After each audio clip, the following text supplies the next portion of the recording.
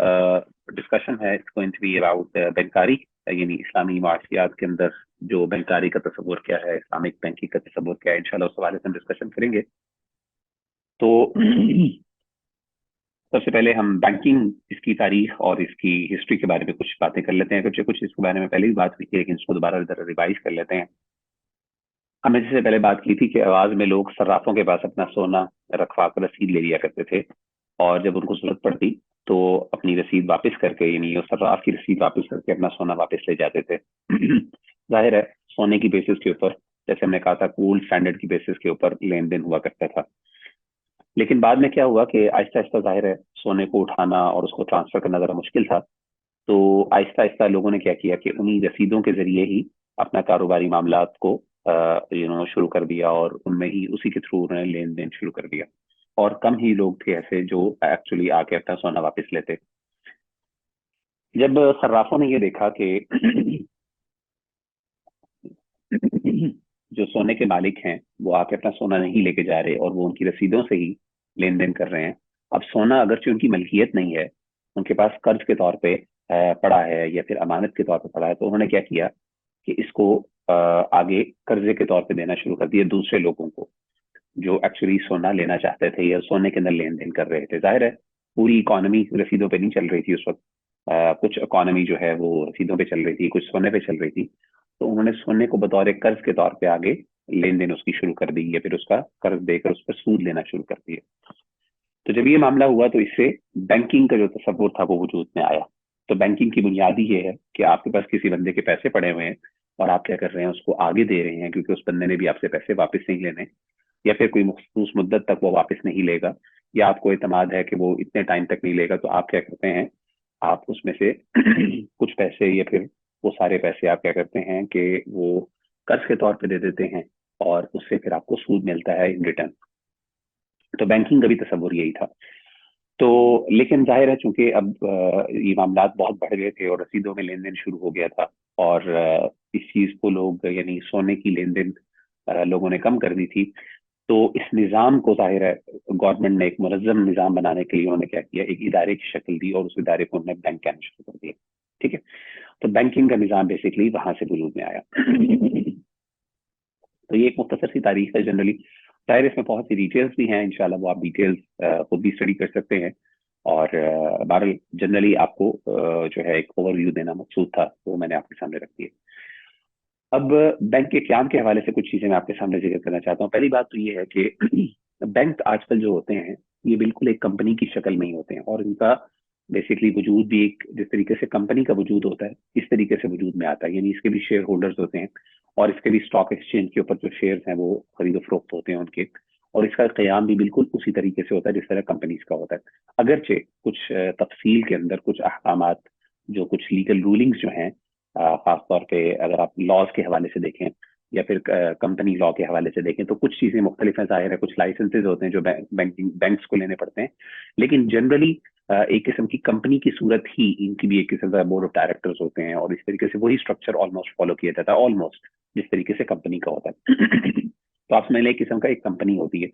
लेकिन कंपनी और इसमें फर्क क्या होता है कि कंपनी का बुनियादी मकसद बिजनेस करना होता है, इसका मकसद बुनियादी बिजनेस नहीं होता, बल्कि लोगों से रिस्क फ्री इन्वेस्टमेंट्स करना होता है। कंपनी जो है वो रिस्क वाली रिस्की इन्वेस्टमेंट्स करती है, जबकि बैंक जो है वो रिस्क फ्री इन्वेस्टमेंट्स करता है, यानी कर्जा देके उस पर सूद लेता है। तो मकासद में फर्क है, लेकिन इसकी जॉइंट स्टॉक के तौर पे ये कंपनी के तौर पे वजूद में आता है, और इसके जाहिर है शेयर फिर उसकी खरीदो फरोख्त होती है। और जाहिर है इसी तरीके से, जिस तरीके से कंपनी के अंदर शुरू में शेयर होल्डर्स अपना पैसा लगाते हैं और बाद में फिर वो पैसे बढ़ते रहते हैं मुख्तलिफ सूरतों में, बिल्कुल इसी तरीके से बैंक में भी शुरू में उसको स्टार्ट करने के लिए कुछ जो सरमाया होता है वो शेयर होल्डर्स लेके आते हैं, जो एक्चुअली में उस बैंक के मालिक होते हैं। दूसरी चीज जो अहम है इस हवाले से, वो ज़हन में रखने वाली है कि बैंक लोगों को अपनी अमानतें जमा करवाने की दावत देता है, जो फिकी एतबार से कर्ज होता है। अगरचे इनको उर्दू में अमानतें, अरबी में वदाए और अंग्रेजी में डिपॉजिट्स कहते हैं। तो बैंक जो है वो लोगों को, जाहिर है लोगों से अपनी अमानतें लेता है, लोग बतौर अमानत के तौर पे उसके पास पैसा रखते हैं। ठीक है, उसकी बहुत सी वजूहात हैं, जाहिर है सिक्योरिटी की वजह से और दीगर वजूहात की बुनियाद पर। और अगरचे ये अमानत की सूरत होती है, लेकिन फिकी एतबार से कर्ज होता है। और उर्दू में इसको अमानतें कहते हैं, अरबी में वदाया कहते हैं और अंग्रेजी में इनको डिपॉजिट्स कहते हैं। अच्छा, मेरा ख्याल है कि ये जनरल चीज है। कुछ जैसे आगे हम बात करेंगे कि डिपॉजिट्स जो करवाए जाते हैं या फिर जो लोग पैसे रखवाते हैं बैंक में, उसकी मुख्तलिफ सूरतें हैं। तो जो करंट अकाउंट में बैंक पैसे रखवाए जाते हैं, जाहिर है वो लोग कर्जे के तौर पे नहीं रखते, बल्कि वो क्या करते हैं वहां पे, वो बेसिकली अमानत के तौर पे रखते हैं। जैसे कि करंट अकाउंट आमतौर पे हम लोग खोलते हैं, आप और मैं, हमारे भी अकाउंट्स मौजूद है वहां पे, जाहिर है किसी भी वक्त पे आप पैसे निकलवा सकते हैं। तो बाकी जो सेविंग्स अकाउंट है, जो असल में जिसका बैंक को फायदा होता है और जो बैंक जिस पे फोकस करता है प्राइमरीली, इसी तरीके से आगे भी एक और भी कुछ अकाउंट्स हैं, वो जाहिर है एक किस्म की कर्जे की सूरत होती है। क्योंकि जाहिर है जो बंदा वहां पे उन अकाउंट्स के अंदर अपना पैसा रखवा रहा है, वो इन रिटर्न, यानी वो इसके अपने पैसे रखवाने की मद में क्या करता है, बैंक से सूद भी लेता है या फिर बैंक उसको सूद देता है। तो हाँ, उसको हम एक किस्म का कर्जा शुमार कर सकते हैं, क्योंकि उसके अगेंस्ट जो है वो इंटरेस्ट जारी हो रहा है, सूद दिया जा रहा है। इस वजह से वो तो कर्जे की सूरत में आता है। बाकी जो करंट अकाउंट पर है उनकी ज्यादा हैसियत एक अमानत की सूरत पे बनती है। बहरहाल मेनली इसको अमानत कंसिडर किया जाता है, और अरबी में जुबान में इसको वदा या कहा जाता है, और इंग्लिश में इसको क्या कहा जाता है, डिपॉजिट कहा जाता है। अब डिपॉजिट्स की तीन किस्में हैं। तीन तीन किस्म के डिपॉजिट्स होते हैं बैंक के अंदर प्राइमरीली, और भी हो सकते हैं लेकिन प्राइमरी मेजर तीन होते हैं। पहले जिसको हम करंट अकाउंट कहते हैं, जाहिर है आपको इसका पता होगा, इसमें रखी हुई रकम पर सूद नहीं मिलता। इस अकाउंट में रखी हुई रकम किसी वक्त भी जितनी भी मिकदार में चाहे बगैर किसी पाबंदी के निकलवाई जा सकती है। ऑब्वियसली डेली कुछ पाबंदी होती है कि एक दिन में आप इतने निकलवा सकते हैं, वो एटीएम में होती है, लेकिन वैसे जनरली आप चेक की सूरत में निकलवा सकते हैं जनरली अपने करंट अकाउंट से। जाहिर है इसमें कुछ पॉलिसीज, आई डोंट नो कि पॉलिसीज क्या है डिटेल में, लेकिन जनरल करंट अकाउंट जो है वो बेसिकली ऐसा होता है कि उसमें कोई पाबंदी नहीं होती है सच। हाँ, कुछ बैंक शाहिद लगा दें कि फॉर एग्जांपल अगर एक बंदे के पास 1 करोड़ पड़ा है तो क्या वो फौरन 1 करोड़ निकलवा सकता है कि नहीं, या फिर कितने दिनों में निकलवा सकता है। लेकिन वो ज्यादा पाबंदियां नहीं होती, यानी आसानी से इसमें से पैसे निकलवाए जा सकते हैं। इसमें यानी बैंक जो है वो एज सच बाय लॉ आपको रोक नहीं सकता, अनलेस कि कुछ प्रोसीजरल चीजें हों उसके थ्रू रोक सकता है, और वो भी जाहिर है डिफाइंड होती है, वो पहले वो बता देते हैं। दूसरा जो है वो सेविंग अकाउंट है। इसमें रकम निकलवाने पर अमूमन मुख्तलिफ पाबंदियां होती हैं। इस पर बैंक अकाउंट होल्डर को सूद देता है। जाहिर है सेविंग अकाउंट बेसिकली वो अकाउंट होता है, जैसे कि नाम के साथ है कि सेविंग, एक बंदा अपने पैसे वहां पे रखवा रहा है और वो सेव कर रहा है उसको। और चूंकि इसका मकसद जो है वो उसको किसी वक्त निकालना नहीं है, अर्जेंटली निकालना मकसूद नहीं होता एक बंदे का, तो जनरली बैंक जो है वो इस पे क्या करता है, अकाउंट होल्डर को सूद देता है, और बैंक इस पैसे को प्राइमरीली आगे सूद के तौर पे इन्वेस्ट भी करता है। ठीक है, जो सेविंग अकाउंट में होता है। और तीसरा जो होता है जिसको फिक्स डिपॉजिट कहते हैं, इसमें भी मुकर्ररा मुद्दत से पहले रकम वापस नहीं ली जा सकती। इसमें भी बैंक सूद देता है, और सूद की शरह मुद्दत के मुताबिक होती है। तवील मुद्दत में शरह ज्यादा होती है और कम मुद्दत पे शरह कम होती है। जाहिर है बैंक ने सूद देना है आपको, अल्लाह ना करे, मैं से आपको कह रहा हूँ, यानी एक मिसाल के तौर पे कह रहा हूँ। यानी अगर बैंक ने आपको या फिर बैंक ने किसी को सूद देना है, तो जाहिर है अगर वो कहता है कि चलो ठीक है मैं पैसे इसमें से फॉर एग्जाम्पल 10 साल के अंदर नहीं, 10 साल तक नहीं निकालूंगा, तो जाहिर है उसको बैंक ज्यादा सूद देगा, क्योंकि बैंक उसमें ज्यादा मुनाफा हासिल कर रहा होगा उसकी इन्वेस्टमेंट करके। और जो कहता है नहीं मैं 1 साल के लिए आपको दे रहा हूँ, तो 1 साल के अंदर बाद मैं निकाल लूंगा, या फिर निकलवाने की मेरे पास इजाजत होगी, ये मेरे पास रुख्सत होगी, तो उस मौके पर जाहिर है वो कम करेगा, क्योंकि जाहिर है बैंक उसको उस पैसे को कम मुद्दत के लिए इन्वेस्ट करेगा। क्योंकि बैंक इटसेल्फ इन रिटर्न जिनको लॉन्ग टर्म के लिए सूद देता है, लॉन्ग टर्म के लिए कर्जा देता है, तो उनसे सूद भी फिर वो क्या करता है, ज्यादा लेता है। तो इन रिटर्न बैंक भी वही फायदा उठा रहा होता है जो बेसिकली बैंक दूसरों को दे रहा होता है जब उसको वो पैसे देते हैं। इन तीनों डिपॉजिट्स के अलावा इब्तदाई सरमाया भी बैंक के पास होता है। जाहिर है आपको जैसे मैंने बताया कि शेयर होल्डर्स किस तरह होते हैं, जब वो शेयर लेते हैं बैंक के, तो उसका स्टॉक में, तो जाहिर है उनको कुछ ना कुछ पैसे देने होते हैं, तो वो भी बैंक के पास पैसा होता है। इसमें से एक मुकर्ररा हिस्सा स्टेट बैंक, जैसे मरकजी बैंक जिसको सेंट्रल बैंक कहते हैं, उसके पास जमा करवाना जरूरी होता है। स्टेट बैंक ये तय करता है कि तिजारती बैंक अपनी अमानतों को कितने फीसद हिस्सा स्टेट बैंक में रखेंगे। आजकल अमानतों का तकरीबन 40% हिस्सा स्टेट बैंक में रखना पड़ता है। तो बेसिकली इस पॉइंट का मतलब ये है कि बैंक जब कर्जा लेता है तो बैंक जो है जाहिर है एक अथॉरिटी है, एक सेंट्रल बैंक होता है हर मुल्क का, जिसको सेंट्रल बैंक, जिसको मरकजी बैंक कहते हैं उर्दू जुबान में। और मेरे ख्याल है नाम मुझे शायद ज़हन में है कि नहीं, अल बैंक रईसी मेरे ख्याल अरबी जुबान में कहते हैं, सेंट्रल बैंक। ठीक है, तो ये पाकिस्तान में जो स्टेट बैंक ऑफ पाकिस्तान है, इसको बेसिकली ये बेसिकली सेंट्रल बैंक है। पाकिस्तान में इसको स्टेट बैंक ऑफ पाकिस्तान कहते हैं। इंग्लैंड में मेरा ख्याल बैंक ऑफ इंग्लैंड है। तो इस तरह करके उसके मुख्तलिफ नाम है, लेकिन बेसिकली ये सेंट्रल बैंक होता है। ये बैंक जो होता है प्राइमरली ये इन तमाम बैंकों को क्या करता है, लाइसेंस जारी करता है और ये इनको रेगुलेट करता है। ठीक है। अब जाहिर है लोग अपनी अमानतें रखवा रहे हैं, अपना पैसा दे रहे हैं बैंक को, तो बैंक को कौन सुपरवाइज करेगा कि बैंक एक्सप्लॉइट ना करे लोगों को, या लोगों को नुकसान ना करे, या लोगों के ऐसे कुछ ऐसे डिसीजन ना ले जिसकी वजह से लोगों का पैसा जो है वो जाया होने का खदशा हो। तो वो मरकजी बैंक जो सेंट्रल बैंक क्या कहता है, उसमें से कहता है कि आपको जो अमानतें मिली हैं, ये जो भी पैसा आपके पास मौजूद है, आपने उसमें से फॉर एग्जाम्पल इतना परसेंट हमारे पास रखवाना है। यानी आप वो इस्तेमाल नहीं कर सकते अपनी एक्टिविटीज के अंदर, या आप वो कर्जे के तौर पर नहीं दे सकते।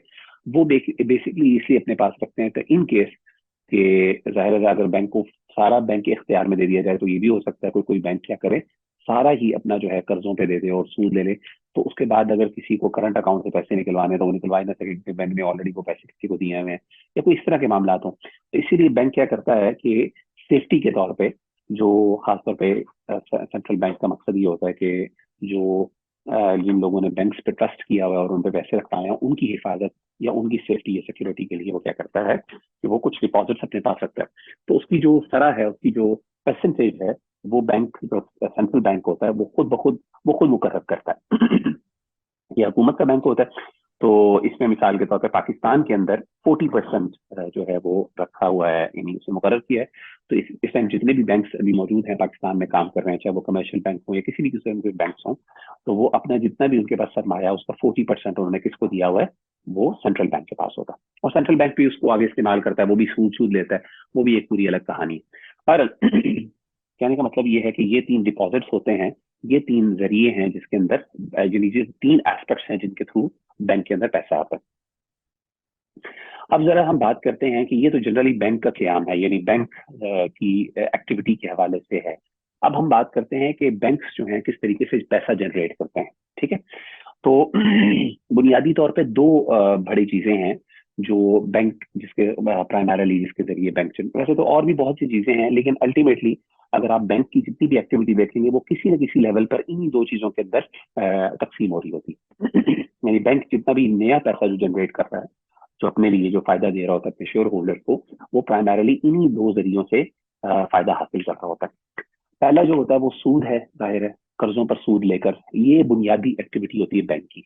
बैंक की जैसे मैंने बताया बुनियादी ऑब्जेक्टिव भी ये है, और इसकी तारीख पर भी हमने बात की कि बैंक जो है वो बिजनेस नहीं करता। बैंक की प्राइमरी एक्टिविटी क्या होती है, वो एक रिस्क फ्री इन्वेस्टमेंट करता है, जिसको वो सूद यानी वो इंटरेस्ट के अंदर इंटरेस्ट के सूरत में लोगों को कर्जा देता है, उसके थ्रू यानी इंटरेस्ट की सूरत में वो वापस देता है पैसे ज्यादा। इसकी सारी एक्टिविटीज मुख्तलिफ एक्टिविटीज अगर आप बैंक की देखें वो किसी न किसी लेवल पे सूद के साथ ही मुंसलिक हो जाती है। दूसरी चीज जो है जिसको फ्लोट कहते हैं, ये फ्लोट का कॉन्सेप्ट क्या है, आपको पता है कि बैंक जो है कुछ ऐसी असल में देखिए होता क्या है कि जब भी बैंक जहाँ पे पैसा सूद के तौर पे हासिल कर रहा है वहां पे वो सूद के तौर पे पैसा दे भी रहा है। ठीक है ना, क्योंकि बैंक के पास अपना तो पैसा थोड़ा है जो शेयर होल्डर की तरफ से।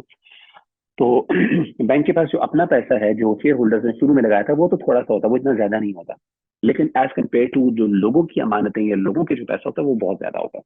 अब बैंक करता क्या, बैंक प्राइमरीली क्या करता है कि जाहिर है बैंक ने अगर क्योंकि ये जो सूद की जो शरह होती है, जो सूद की परसेंटेज होती है प्राइमरीली ये सेंट्रल बैंक की तरफ से मुकर्रर होती है, यानी बैंक अपनी मर्जी से सूद ज्यादा कम नीचे नहीं कर सकता, क्योंकि इससे बहुत सी चीजें इफेक्ट होती हैं। इससे आपकी इससे आपकी इन्फ्लेशन भी इससे ताल्लुक होती है, बहुत से आगे जाहिर डिटेल में हम अगर कभी मौका मिलेगा तो इंशाल्लाह बात करेंगे। लेकिन जनरली बहुत सी चीजें चीजें इसके साथ चूंकि मुंसलिक होती हैं, इसलिए जो सूद की परसेंटेज होती है कि कितने परसेंट बैंक सूद ले सकता है, ये मुकर्रर होती है, ये सेंट्रल बैंक बेसिकली डिसाइड करता है, और हर बैंक के अंदर ऑलमोस्ट सेम ही होती है। हाँ कुछ टर्म्स एंड कंडीशंस डिफरेंट हो सकती है थोड़ी बहुत ही, लेकिन जनरली सूद की जो शरह है जो परसेंटेज है वो बैंक सेंट्रल बैंक डिसाइड करता है। इसी तरीके से कि जब बैंक वो एक परसेंटेज डिसाइड कर दी, अब होता क्या है कि बैंक ने जो सूद देना भी है तो उसी परसेंटेज पे देना है, अब लेना भी है तो उसी परसेंटेज पे लेना है। ठीक है। तो अब होता यह है कि सवाल ही पैदा होता है कि बैंक फिर पैसे कहाँ से कमा रहा है।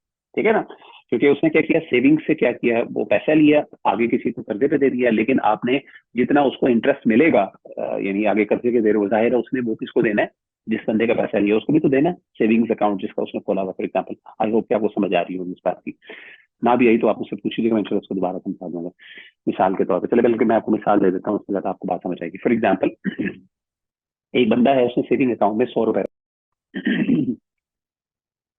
हाँ, तो मैं आपको मिसाल दे रहा था, मैं आपको फ्लोटिंग की मिसाल दे रहा था, फ्लोट की मिसाल दे रहा था। फ्लोट क्या होता है? फ्लोट रकम कौन सी होती है?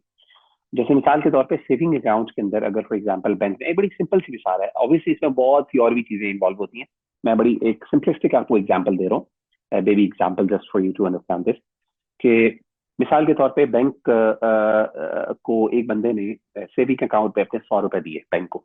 अब बैंक ने जाहिर है उस पर 10% सूद देना होता है। अच्छा, जब बैंक उसको 10% सूद देता है, तो अब हुआ ये कि बैंक ने वही चीज आगे एक बंदे को दे दी, उतने पैसे 100 रुपए वही फॉर एग्जाम्पल उसने दे दिए आगे किसी को। अब उससे भी बैंक क्या कर रहा है? 100 रुपए ले रहा है।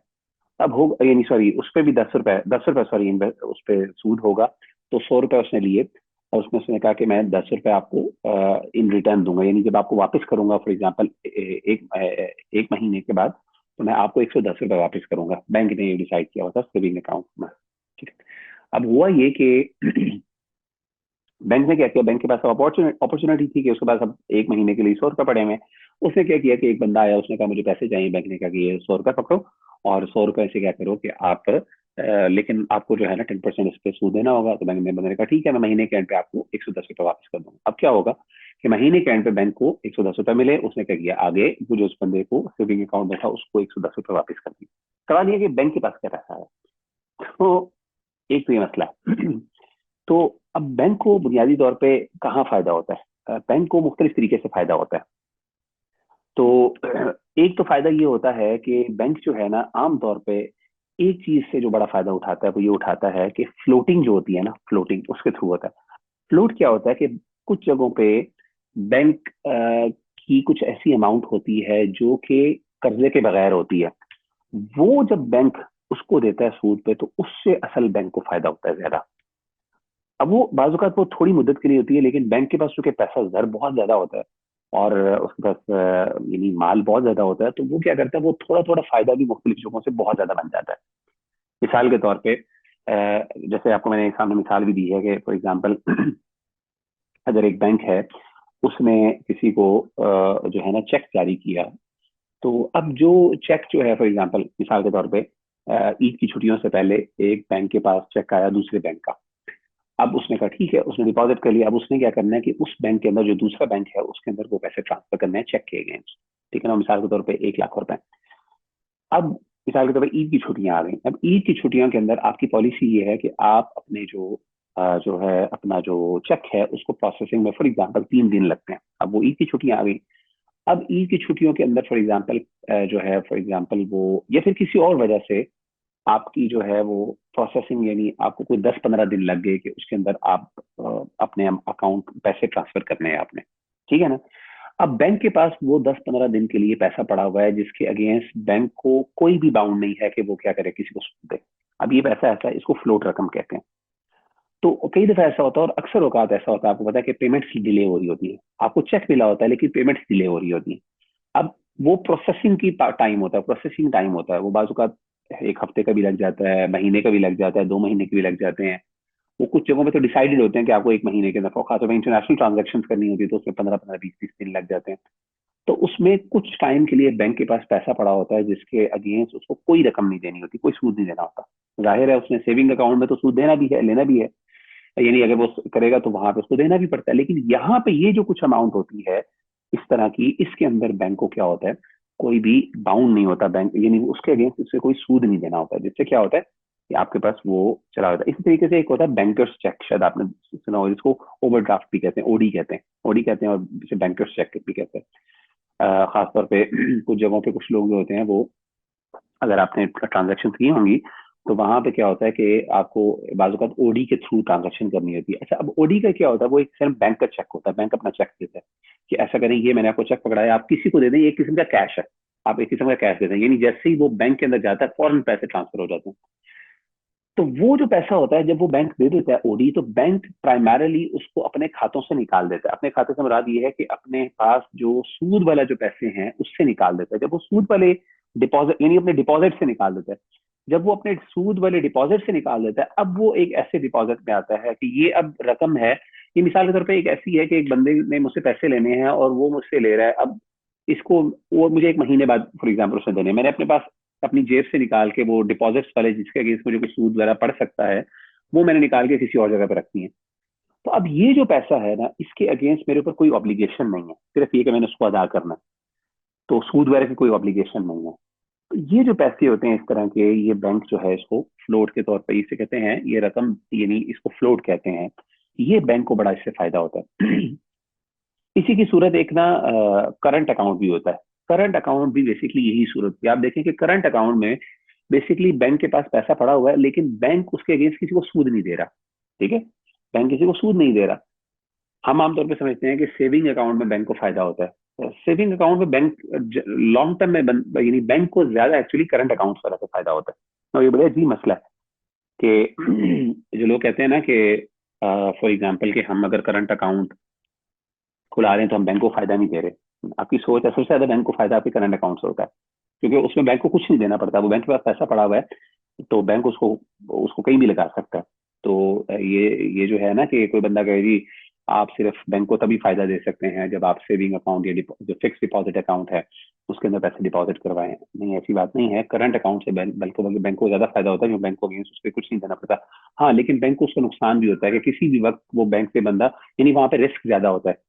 वहाँ पे रिस्क इस तरह होता है कि किसी को बंदा बैंक अकाउंट से निकलवा सकता है पैसे, लेकिन बैंक के पास चूंकि करंट अकाउंट के बेशुमार होते हैं, उसमें करोड़ों या अरबों रुपए बड़े बाजुकात पड़े होते हैं, डिपेंडिंग अपॉन के बैंक कितना बड़ा होता है। तो बैंक छोटा मोटा रिस्क ले लेता है, वहां पे कोई इतना इशू नहीं होता। और उसके बाद दूसरी बात ये होती है कि बैंक के पास ऑलरेडी फिक्स्ड अकाउंट्स भी होते हैं, फिक्स डिपॉजिट्स भी होते हैं, तो बैंक के पास पैसा बहुत होता है, तो वो इसको मैनेज कर लेता है।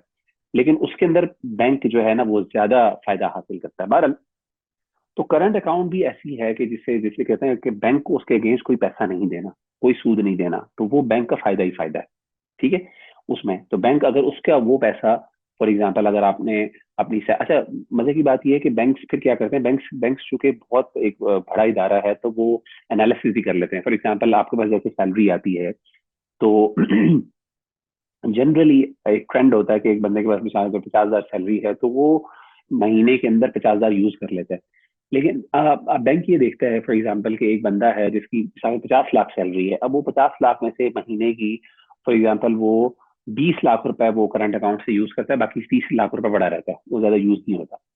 तो बैंक को पता चल जाता है अच्छा मेरे पास मार्जिन है 3 लाख रुपए, 3 लाख यानी 30 लाख रुपए फॉर एग्जाम्पल उसका मार्जिन है, मैं उसके अंदर मैन्यूवर कर सकता हूँ, मैं उसमें खेल सकता हूँ, मैं उसके अंदर कुछ ना कुछ फायदा उठा सकता हूँ, उसको कर्जा दे। तो एक मजमूई सतह के ऊपर अगर आप देखें इस पिक्चर को, तो बैंक के पास कुछ तरीके होते हैं जिसके जरिए वो फायदे उठा सकता है बहुत ज्यादा। तो कहने का मतलब ये है कि बैंक जो है दो तरीके से पैसा कमाता है, सूद। अच्छा, ये एक छोटा सा मसला है, मैंने ये इसको वेरीफाई नहीं किया, मेरी नजर मुझे लगता है वल्लाहु आलम, जहां तक मैंने लास्ट से मैंने पढ़ा था तो बहुत पहले, ये मुझे अगर थोड़ा सा चेक करने की जरूरत है, इंशाल्लाह उसको मैं अगली क्लास में आपको कंफर्म भी कर दूंगा कि ये जो सूद होता है, जनरली मेरा ख्याल है कि सूद जो है उसकी लेने और देने की शरह वो चेंज हो सकती है। फॉर एग्जांपल, क्या बैंक उसी कर्जे पे दे उसी उसी इंटरेस्ट रेट पे देता है जिस पे वो लेता है? ये थोड़ा बहुत फर्क मुझे लगता है, वल्लाहु आलम, चूंकि मुझे कंफर्म नहीं है इसलिए मैं नहीं ये भी कह सकता। बहरहाल, कहने का मतलब ये है कि सूद से बैंक फायदा उठाता है, लेकिन क्या वो इतना फायदा होता है कि बैंक को एक्स्ट्रा कोई फायदा मिले? ये एक थोड़ा सा देखना पड़ेगा। बाकी ये बात कंफर्म है कि फ्लोट जो है, जो रकम जिसके अगेंस्ट ज़्यादा बैंक में सूद नहीं देना, तो वो बैंक के लिए फायदा ही फायदा वाला। ये मैं आपको इंशाल्लाह कंफर्म करके अगली क्लास में बताऊंगा कि बैंक के सूद के हवाले से। लेकिन ये एक बात कंफर्म है कि सूद की जो भी शरह बैंक इस्तेमाल कर रहा था, वो सेंट्रल बैंक की पॉलिसीज, जो सेंट्रल बैंक ने लॉ यानी रेगुलेशन दी होती हैं, उसके अंदर ही होती हैं। तो बैंक अगरचे कुछ ना कुछ फायदा उठाता है, लेकिन बैंक को उसमें देना भी पड़ता है। बहरहाल, ये कुछ चीजें थी जनरली तखलीक ज़र के हवाले से। हमारी ये चीजें ज्यादा ऑब्वियसली इतनी रिक्वायर्ड नहीं है। हमारा असल जो टॉपिक है वो बेसिकली ये है आगे, वो कि बैंकिंग का निज़ाम जो है इसके बारे में क्या मामला, हमारा दीन क्या क्या कहता है। इस हवाले से मैंने आपके साथ एक आर्टिकल शेयर किया, वो भी इंशाल्लाह उसको पढ़िएगा। मैंने एलएमएस के ऊपर वो आर्टिकल शेयर किया है। हमारा जो इदारा है इसका एक मैगजीन है, शायद आपको पता होगा, रिसर्च मैगजीन मुहद्दिस के नाम से। उसकी एक वेबसाइट भी है जिसके अंदर वो सारे आर्टिकल्स वगैरह और उसके जो जर्नल्स हैं वो सारे मौजूद हैं वहाँ पे। एक चीज जो बड़ी इम्पोर्टेंट है वो ये है कि जानना कि हमारे इस इदारे के अंदर एक सेमिनार हुआ था जिसमें मुख्तलिफ जो है लोग उन्होंने कॉन्ट्रीब्यूशन की थी। मेरे ख्याल बहुत पहले की बात है, 1900 के अंदर कोई एक हुआ था। तो उसमें उन्होंने क्या किया था कि एक सूद के ऊपर एक इसे किसी ने कॉन्फ्रेंस की थी डिटेल में, और इंटरेस्ट के हवाले से मुख्तलिफ लोगों को, रिसर्च स्कॉलर्स को और इस तरीके से एक्सपर्ट्स को बुलाया था, उन्होंने बात की थी, बैंकर्स को भी बुलाया था। तो उस वक्त उसके नतीजे में उन्होंने एक इसका एक स्पेशल एडिशन पब्लिश किया था जिसको कहते हैं सूद नंबर। ठीक है ना, स्पेशल एडिशन सूद के ऊपर, इंटरेस्ट के ऊपर। वो इंटरेस्टिंग है और अच्छा है। मैं आपके साथ बल्कि अगर आपको लिंक शेयर, जब आप जो मैंने आपसे लिंक शेयर किया है, आप उसको क्लिक करेंगे तो वो आपको रेलिवेंट वेबसाइट जो हमारी है मुहद्दिस मैगजीन की, वहां पे ले जाएगा, और वहां पे राइट साइड पे, राइट कॉलम पे आपको उसके मुख्तलिफ और टॉपिक्स नजर आ जाएंगे। उसको आप देख सकते हैं अच्छे, इसमें कौन कौन से टॉपिक्स हैं। तो आप उसको जरूर पढ़िएगा इंशाल्लाह, अगर आपका इंटरेस्ट है इन चीज में, इस्लामिक बैंकारी के हवाले से। तो वहाँ पे एक अच्छा आर्टिकल है जो मैंने आपके साथ शेयर किया है, तो वो आप जरूर उसको इंशाल्लाह देखिएगा। बाकी जनरली सूदी बैंकारी के मुतबादिल निज़ाम के हवाले से कुछ चीजें जल्द से जल्द मैं जिक्र करना चाहता हूँ। पहली चीज तो ये है कि सूदी बैंकारी का मुतबादिल तलाश करने का मतलब ये नहीं होना चाहिए कि मुरव्विजा बैंक जितने जितने काम जिस अंदाज से कर रहे हैं वो सारे इसी अंदाज से करते रहे और उनके मकासद और अधिकार में कोई फर्क ना आए। यानी काम वही चलता रहे, लेकिन क्या करें, इस्लाम का लिबादा उनको पहना दिया जाए। ये चीज नहीं होनी चाहिए, जबकि अनफॉर्चुनेटली अक्सर बैंक इन चीजों के अंदर इस चीज का शिकार हैं। वो क्या कर रहे हैं, अपनी सारी एक्टिविटीज वही कर रहे हैं, अनफॉर्चुनेटली एग्जैक्टली वही चीजें, ज्यादा फर्क नहीं है, बस नाम को उन्होंने फर्क कर दिया, नाम चेंज कर दिया। ठीक है ना, या थोड़ा सा तरीकेकार के अंदर कुछ ना कुछ तब्दीली कर दी है, या फिर आप समझ लें कि ऑन पेपर कुछ ना कुछ तब्दीलियां की हैं, लेकिन जनरली इस्लामिक बैंक जो सो कॉल्ड इस्लामिक बैंक हैं, या फिर जो कमर्शियल बैंक्स हैं, उनकी जो इस्लामिक विंडोज जिनको हम वो कहते हैं, या इस्लामिक ब्रांचेस जिनको हम कहते हैं, तो वो ऑलमोस्ट वही काम कर रहे हैं। तो एक बात तो ये समझने वाली है कि इस्लामिक बैंकारी जो है, अब वो प्राइमरली, और जो कमर्शियल जो करंटली सूदी बैंकारी है, इसके अंदर फर्क बहुत नुमाया होना चाहिए, और वो उसूली फर्क होना चाहिए, ना कि फुरुआत के अंदर। यानी बुनियाद तो सेम है, लेकिन कुछ डिटेल्स के अंदर जाके कुछ ना कुछ तब्दीलियां की हों, ऐसा नहीं होना चाहिए। दूसरी चीज ये है कि इस्लामी अहकामात की रूह से बैंक ऐसे इदारे की हैसियत में बाकी नहीं रह सकता, जैसा कहा, ये बहुत इंपॉर्टेंट है। देखें, और ये फंडामेंटल सवाल ही पैदा होता है कि वो क्या फंडामेंटल तब्दीली आएगी कि जब हम कह सकते हैं कि अच्छा ये इस्लामी बैंक है, ये वो सूदी बैंक नहीं है, ये वो चीज नहीं है कि जिसका हमने सिंपल क्या किया कि इस्लाम का लिबादा उड़ा दिया, ये पहना दिया। बुनियादी चीज ये है कि बैंक को अपना रोल बदलना पड़ेगा। अभी करंटली क्या है, बैंक का काम सिर्फ पैसे का लेन देन है। बैंक का काम है रिस्क फ्री इन्वेस्टमेंट, से पैसा लेना, इधर से लेना, इधर देके उधर से सूद कमा लेना। एग्जैक्टली यही चीज बैंक करता है। ठीक है, प्राइमरली बैंक का काम सिर्फ ये। लेकिन बैंक को जब इस्लामिक बैंकारी के तौर पे आएगा, तो फिर बैंक को अपना एक रोल बदलना पड़ेगा, और वो अपने आप को एक बिजनेस पार्टनर की सूरत में लेके आना पड़ेगा, अपना ऑब्जेक्टिव बदलना पड़ेगा। अगर तो वो अपने आप को बिजनेस पार्टनर के तौर पे ले आता है, जैसे मिसाल के तौर पे मुजारबत की सूरत, वो दो ही सूरतें हैं, मुजारबत और मुशारकत की सूरतें हैं। तो उस सूरत में अगर वो ले आता है, जैसे हमने पहले भी जिक्र किया इस बारे में, तो फिर तो इस्लामिक बैंक, हम उसको इस्लामी कह सकते हैं। वरना अगर वो ये काम नहीं करता और एग्जैक्टली वही काम कर रहा है, ना बिजनेस कर रहा है, बिजनेस नहीं कर रहा, लेकिन सिर्फ पैसों का लेन देन कर रहा है, तो माजरत के साथ वो फिर सूदी बैंक ही है। नाम आप बेशक उसका नाम मक्का बैंक रख लें, या फिर मदीना बैंक रख लें, या कोई भी नाम बैंक रख लें, इससे कोई फर्क नहीं पड़ता। तो अब आइए हम थोड़ी सी कुछ चीजें जो हैं वो जिक्र कर लेते हैं, मोटी मोटी बेसिक चीजें। कि बैंकिंग का ताल्लुक दो तरफा होता है। इन लोगों से ताल्लुक जिन्होंने अपनी रकमें बैंक में रखवाई हैं, जाहिर है, जो लोग पैसा बैंक के अंदर लेके आ रहे हैं, जैसे जिन्होंने अकाउंट्स खोले हुए हमारे, या डिपॉजिट्स करवा रहे हैं। और दूसरे वो लोग हैं जिन लोगों को बैंक सरमाया फराहम करता है। तो बैंक का दायरा है, यहाँ से एक तरफ से पैसा ले रहा है, एक तरफ पैसा दे रहा है, तो दो किस्म के, दो तरफा है। अब दोनों के साथ इस्लामिक बैंक, या फिर एक मतलब उसे इस्लामिक बैंक कहना चाहिए कि नहीं कहना चाहिए, वाली एक अलग बहस है। लेकिन जनरली समझाने के लिए हम अभी वक्ती तौर पर इस्लामिक बैंक जो है वो लफ्ज इस्तेमाल कर रहे हैं, कि वो मुतबादिल निज़ाम क्या वो बैंकिंग निज़ाम ही होगा, या फिर उसको कोई और नाम देंगे। बहरहाल ये एक अलग बहस है, लेकिन हम अभी करंटली उसको इस्लामिक बैंक कह रहे हैं। तो अब इस्लामिक बैंक का कुछ ताल्लुक, कुछ मामलात का ताल्लुक उसका किसके साथ है, उन लोगों के साथ है जिनका ताल्लुक जो लोग बेसिकली पैसे लेके आ रहे हैं, और कुछ ऐसे जो जिनको पैसे दे रहे हैं। तो अब इन दोनों के साथ इस्लामिक बैंक फॉर एग्जाम्पल क्या क्या तब्दीलियां ला सकता है, ये क्या क्या काम कर सकता है जिससे वो पैसा भी जनरेट करे और साथ साथ लोगों को फायदा भी दे। पर बैंक का एक फायदा जरूर है, जाहिर है। एक तो ये कि बैंक का फायदा ये है, उसमें हजार खराबियां, उसके अंदर सूद और ये बकवास अपनी जगह पे है, गंदगी अपनी जगह पे है, लेकिन जाहिर है हर चीज जो है वो शर्र महज नहीं होती, उसमें कोई ना कोई फायदा तो होता है। तो एक फायदा जो बैंक का है वो ये है कि जाहिर है लोगों को एक सिक्योरिटी, उसने एतमाद एक फराहम किया है। जाहिर है लोग जो है अपने पास पैसे रखने से डरते हैं या फिर किसी और के पास अमानतन पैसे रखने से डरते हैं, तो वो बैंक के ऊपर फिर भी एतमाद कर लेते हैं, क्योंकि जाहिर है बैंक एक इदारा है और उसके ऊपर एक रेगुलेशन है, उसके ऊपर एक सिक्योरिटी, उनको एक सेंस ऑफ सिक्योरिटी मिलती है, एक एतमाद मिलता है, जिसकी वजह से वो बैंक के थ्रू ट्रांजेक्शन को ज्यादा सेफ समझते हैं।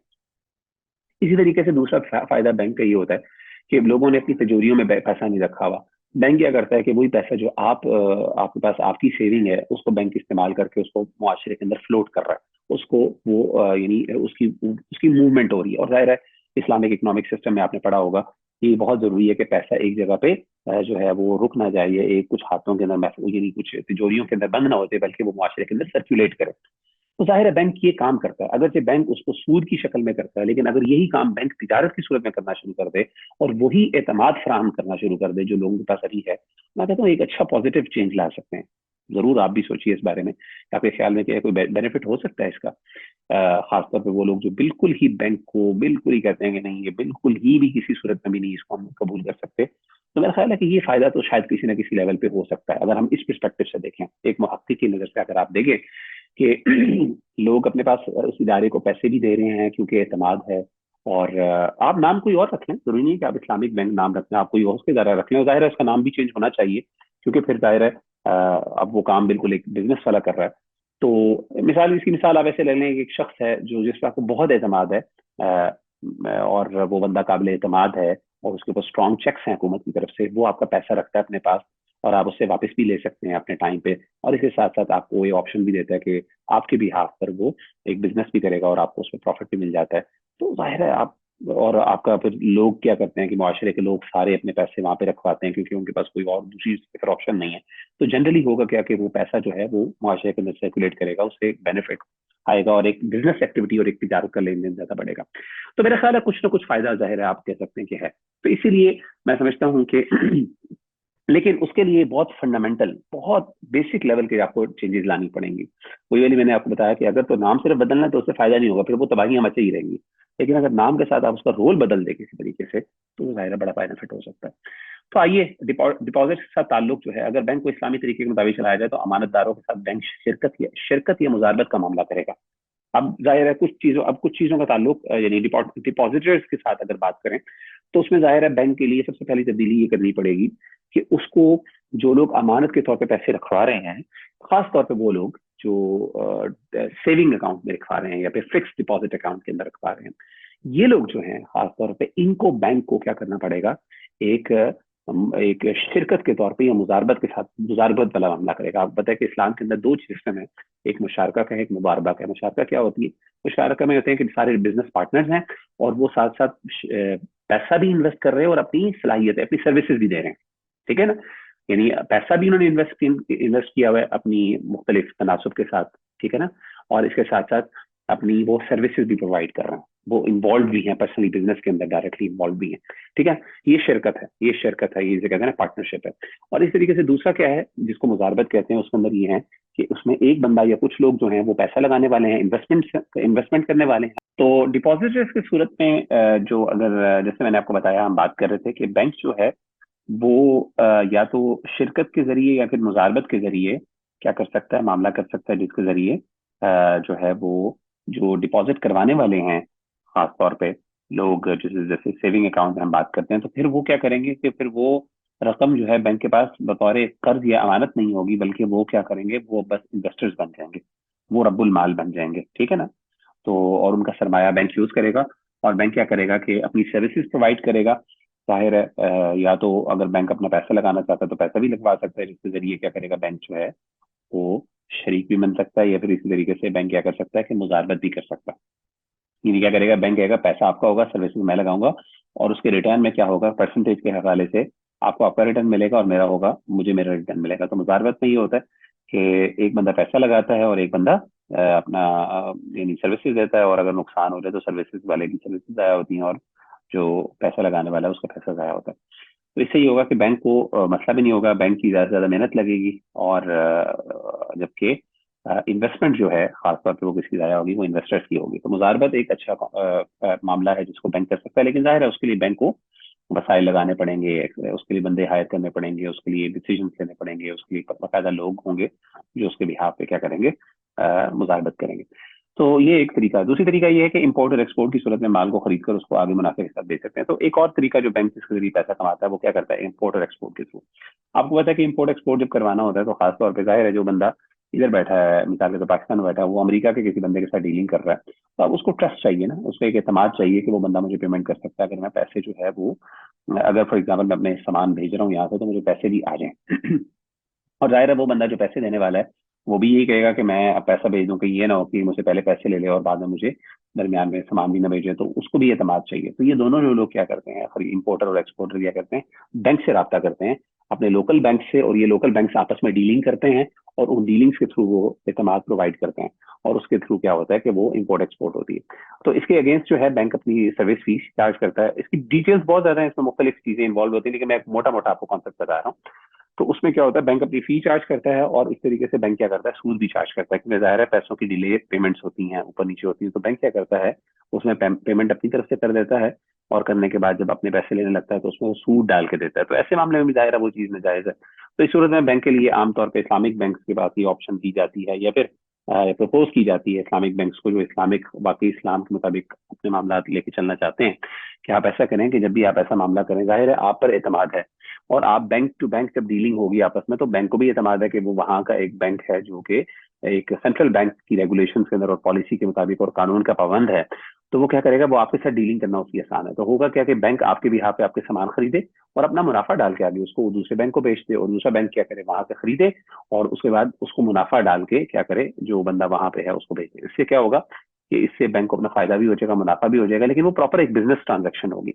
जाहिर है फिर जब बैंक उसको खरीदेगा तो फिर बैंक उसका मालिक होगा, और जब मालिक होगा तो उसके पास उसके रिस्क एंड रिवॉर्ड सारे ट्रांसफर हो जाते हैं। याद रखिएगा, मलकियत के साथ रिस्क भी आते हैं, रिवॉर्ड्स भी आते हैं, ठीक है ना। मलकियत का मतलब ये नहीं होता कि रिवॉर्ड तो मेरा लेकिन रिस्क सारा आपका, या फिर रिस्क सारा मेरा रिवॉर्ड सारा आपका, ऐसा नहीं होता। रिस्क और रिवॉर्ड दोनों चीजें क्या होती हैं, वो ट्रांसफर होती है। तो इधर का बंदा जो है, जो एक्सपोर्टर है, वो क्या करे, वो बैंक को रिस्क एंड रिवॉर्ड दे, ये बैंक फिर आगे रिस्क एंड रिवॉर्ड उसके बैंक को फॉलो करे, यानी ट्रांसफर करे, और वहां से वो तीसरा जो चौथा बंदा है जो इंपोर्टर है वो क्या करे, वो भी फिर बैंक से रिस्क एंड रिवॉर्ड के तौर पर बाकायदा ट्रांजेक्शन करे। अब जाहिर है बैंक को क्या होगा फायदा, यहाँ पे बैंक उसमें से अपना मुनाफा डाल के क्या करेगा। तो इससे नुकसान ये होगा जाहिर है कि चीजें बहुत महंगी हो जाएंगी, और जाहिर है चीजें इंपोर्ट एक्सपोर्ट के वक्त महंगी होती हैं, लेकिन बहरहाल ये चीज शरई तौर पे जायज हो जाएगी। वरना ये जो इस तरीके से सूदी तरीके से बैंक पास अपनी फीस लेते हैं, या इस तरीके से वो वैसे भी चीजें मुझको दें। तो बहरहाल ये चीजें जो हैं इसमें मुख्तलिफ सूरतें हैं, डिटेल्स हैं। तो बाकी हम इंशाल्लाह आगे जो है सरमाया लेने वालों के साथ बैंक क्या क्या मामला कर सकता है, किस तरीके से पैसा वसूल कर सकता है, खासतौर पे अगर वो अपने आप को इस्लामिकली, अपने आप को इस्लामी कवानीन और शरी अहकाम का पाबंद करे, तो उससे उसको किस तरह का फायदा हो सकता है इंशाल्लाह। तो वो यहाँ पे हम इंशाल्लाह करेंगे। तो जज़ाकल्लाह खैर।